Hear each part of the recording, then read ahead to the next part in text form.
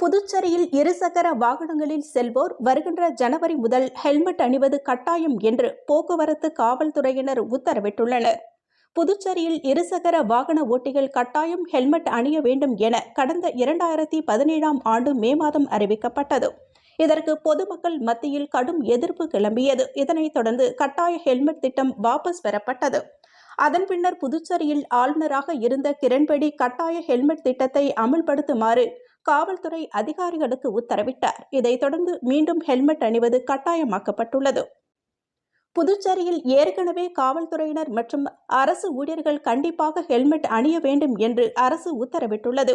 ஆனால் மிக குறைந்த எண்ணிக்கையிலேயே அரசு ஊழியர்களும் சில வாகன ஓட்டிகளும் ஹெல்மெட் அணிந்து செல்கின்றனர். இந்த சூழ்நிலையில் தற்போது இருசக்கர வாகனங்களில் செல்வோர் வருகின்ற ஜனவரி முதல் ஹெல்மெட் அணிவது கட்டாயம் என்று போக்குவரத்து காவல்துறையினர் உத்தரவிட்டுள்ளனர். இதை அமல்படுத்தவும் காவல்துறையினர் தீவிர முயற்சி மேற்கொண்டு வருகின்றனர்.